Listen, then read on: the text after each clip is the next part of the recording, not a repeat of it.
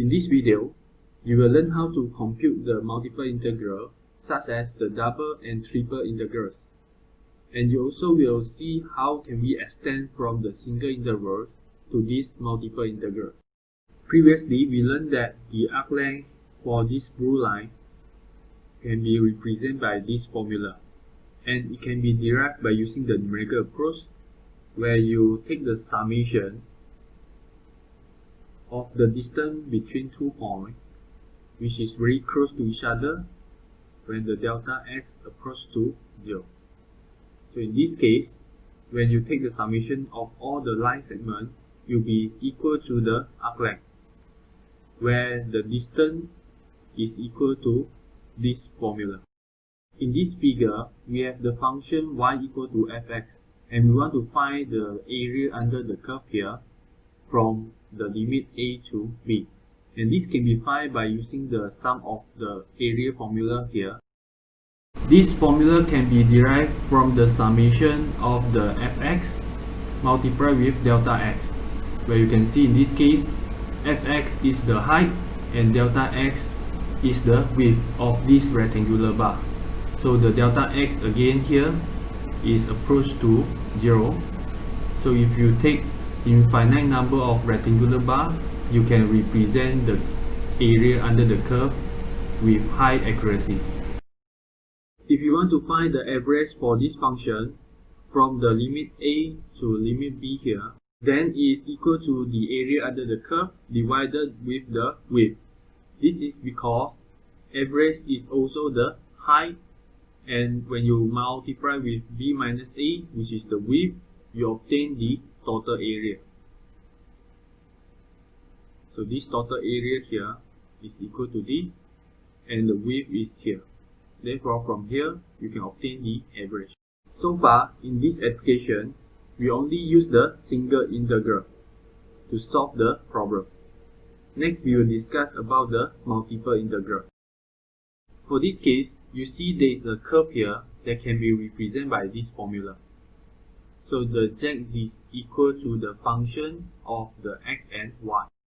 Before we proceed, you must understand what is this. So far, you are familiar with this kind of function.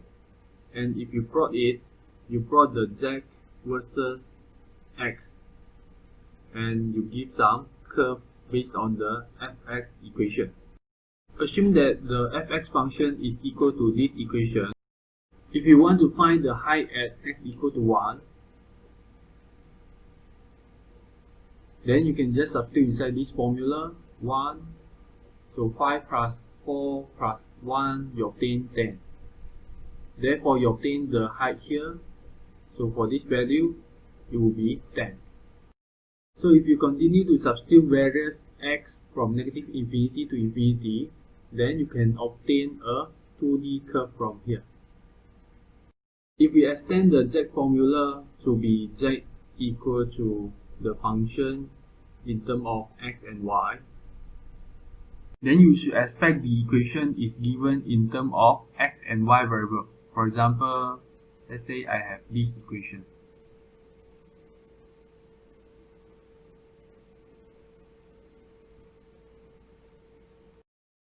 To plot this equation, you need to draw a 3D graph, where the z is the height function with respect to the x and y variable. For example, find the z when the function is at x equal to 0, y equal to 0. So your z is equal to 50 in this case, because when you substitute 0 inside, you obtain negative 5. Negative 5 squared, you obtain 25. So 0 here gives you negative 5 square, which gives you 25 also. So the summation gives you 50. Therefore, when your x equal to 0, y equal to 0 is the origin, so the height here is 50. So you can use this equation to find the height at any xy point. Try to find what is the z when your x is equal to 6 and your y is equal to 5. So you can imagine this is your point where you have the 6, 5, and you want to know what is the height. So you need to substitute inside this formula 6 minus 5 and 5 minus 5 here. So together you obtain 1. Therefore the height here is equal to 1 with respect to the z-axis. By using the same approach, you can find the height within this rectangular region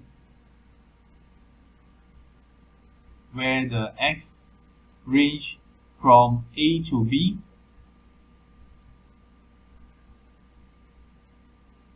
and the y range from C to D.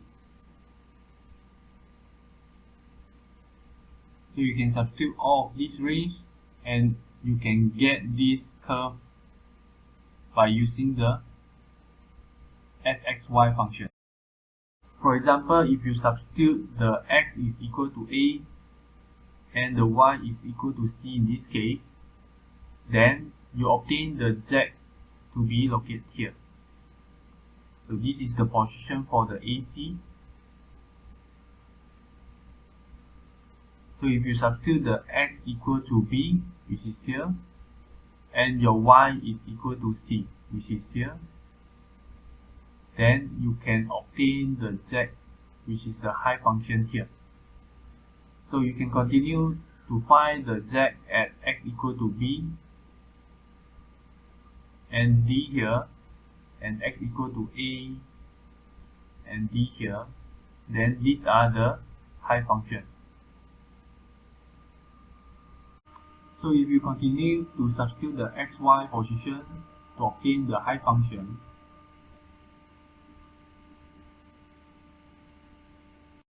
then you can draw the height function, which is a curve. What we are interested here is we want to know the volume under the curve that can be represented by this height function. Let's form a very tiny rectangular bar here.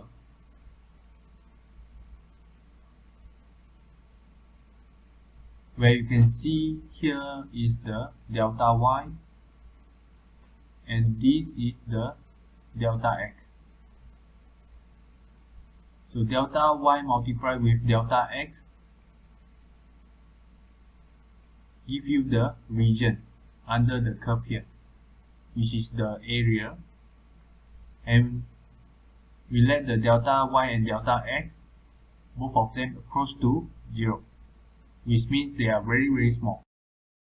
So the height for the bar here is the function at the position x and y. Find the volume of this tiny bar. You need to take the height multiplied with the area.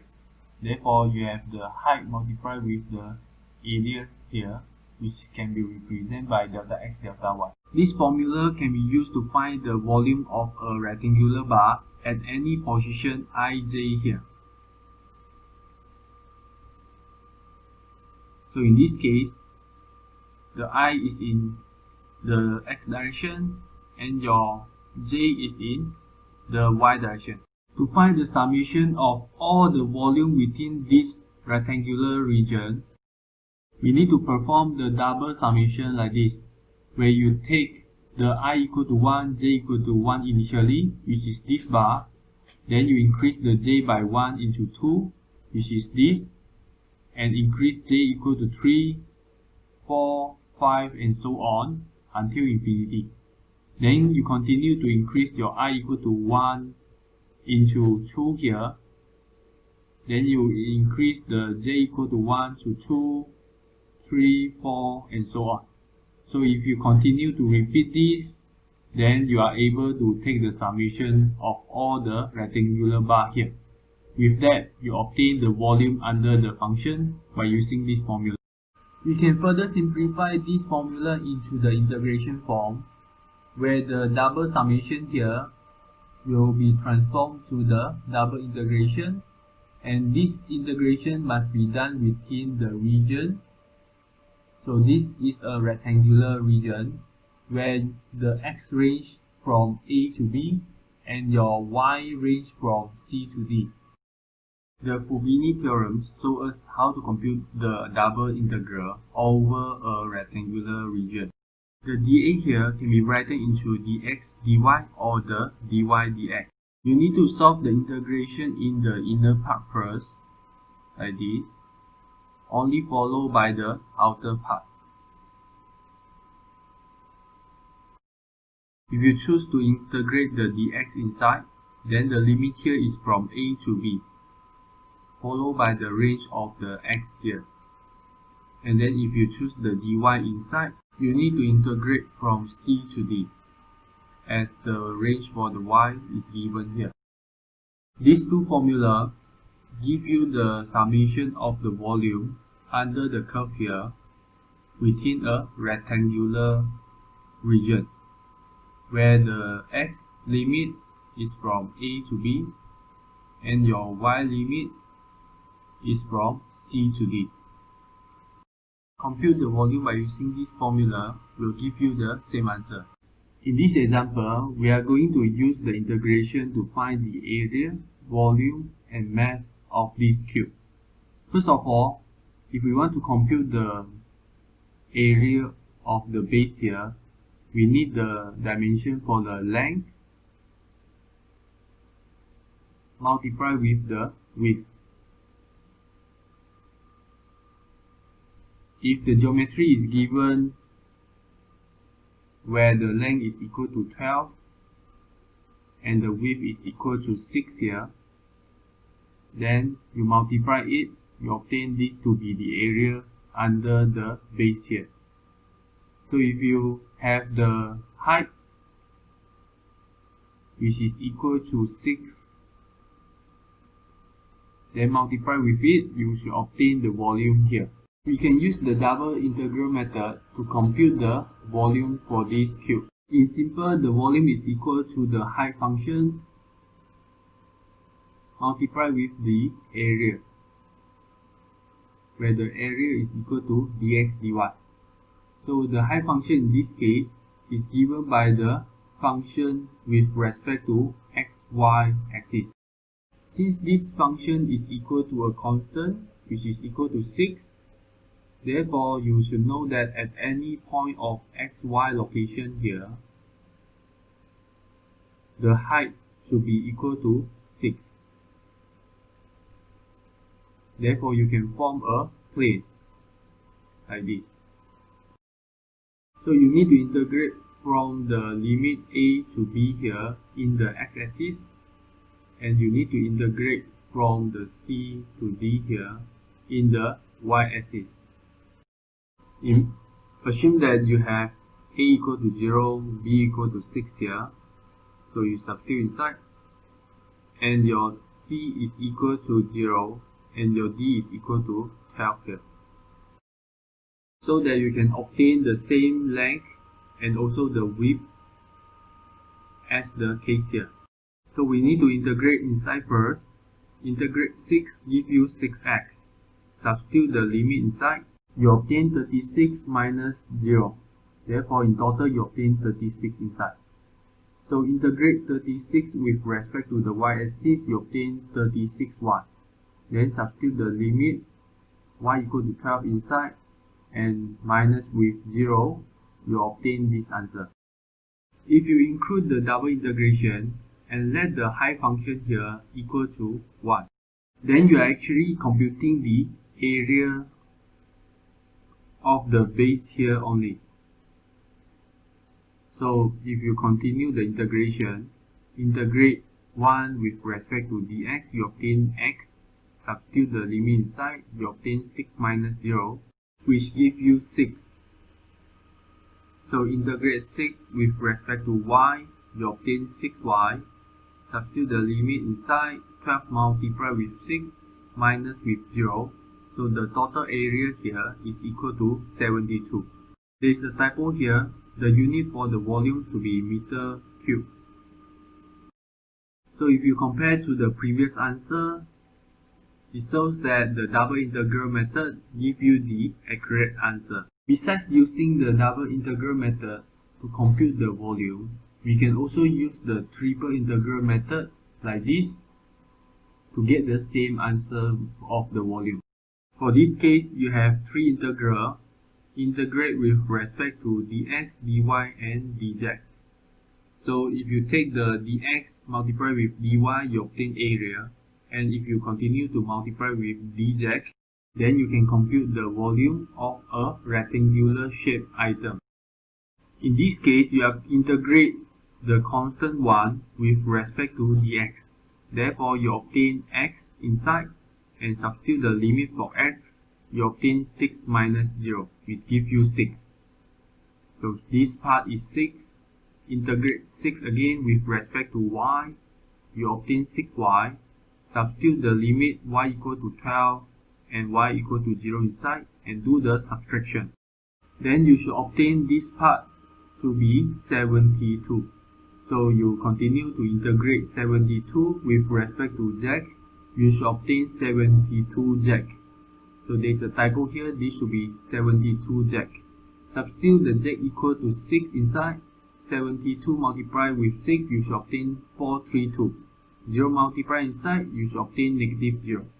So the total answer is equal to this. So this is the volume. If you compare to the previous result, you gain the same volume.